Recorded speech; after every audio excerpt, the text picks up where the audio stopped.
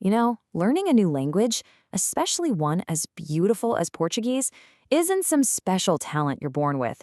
It's really just about finding the right path. I know, because that path is what took me to fluency, and it all boils down to 5 simple, everyday habits. So you ready to jump in?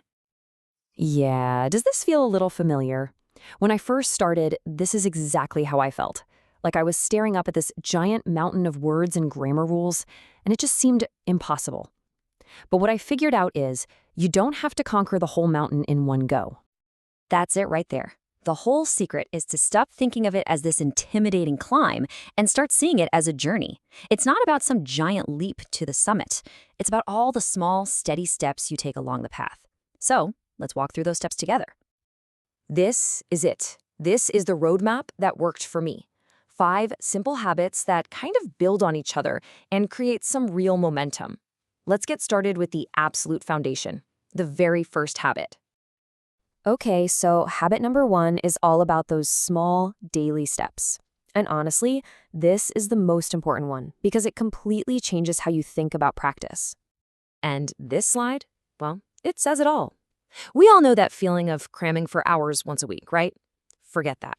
It just doesn't stick. The real magic, the secret sauce, is practicing for just 15 minutes, but doing it every single day. That small, consistent effort is what actually builds your skills for the long haul. And here's what that can actually look like. It's not about writing an essay, just these simple sentences. The first one means, I like to learn Portuguese every day. And the second, today I studied Portuguese for 15 minutes. Just by saying or writing these, you're locking in the vocabulary and, more importantly, the habit itself. It seems simple, but trust me, it is so powerful. All right, habit number 2. Now, this one might sound a little bit weird, but it was a total game changer for me. You gotta talk to yourself. It's the absolute best way to get out of your own head, to stop translating everything and start actually thinking in Portuguese. Plus, it's a completely zero-pressure way to practice your pronunciation. You can literally just narrate what you're doing throughout the day. Eu estou a cozinhar arroz. I am cooking rice. Agora vou sair de casa. Now I'm going to leave the house. By doing this, you connect the language to your real everyday actions, which makes those words stick like glue. Next up, habit number 3. This is where we start to weave Portuguese into the fabric of your environment. It's all about immersion, just letting your brain soak up the sounds and the rhythms of the language naturally without having to crack open a textbook.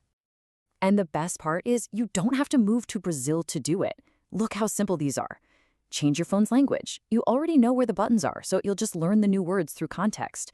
Put on some Portuguese music. Binge a series from Brazil or Portugal. Even this last one is fantastic. Just watch a short video and your only goal is to find 3 new words. It's all about that small, consistent exposure. So habit number 4 is where we get a little more hands-on with our learning. Writing actually forces you to slow down and really think about grammar and how sentences fit together. It takes everything you're soaking up through immersion and makes it concrete. Even if your sentences are super simple at first, the act of writing them down just solidifies them in your mind. And listen, it doesn't have to be a novel. Look at this example. Today, I woke up at 7 o'clock. I ate bread and drank coffee. That's it. Starting a tiny journal in Portuguese is an amazing way to track your progress and actually use all the new words you're learning. The 5th and final habit, well, this is the one that ties it all together. Talking with real people. This is where the language truly comes to life. No app, no book can ever teach you the natural rhythm, the slang, and the pure confidence that you get from a real conversation. And it doesn't have to be some deep philosophical debate. You can start with simple questions just like this one. What is your favorite food? And then you learn how to answer, my favorite food is. Every one of these little conversations is a huge victory, and it builds your confidence like nothing else can. So when you put it all together, you can really see there's no magic trick to becoming fluent. It's just the natural result of these small, consistent habits. But there is one core idea that powers all of them. And that core idea is persistence. This is the real secret. It's not about talent. It's about this simple commitment to show up for those 15 minutes every day, even when you're tired or don't feel like it. It's choosing that daily practice over the pressure to be perfect. And that really brings us to the single most important takeaway. If you remember just one thing from all of this, please make it this. The secret is not perfection, it's persistence. Whenever you feel overwhelmed, just bring your focus back to that next small step. So, I'll leave you with a little challenge. Let's forget about tomorrow or next week for a second. What is the very first Portuguese sentence that you are going to say or maybe write down today?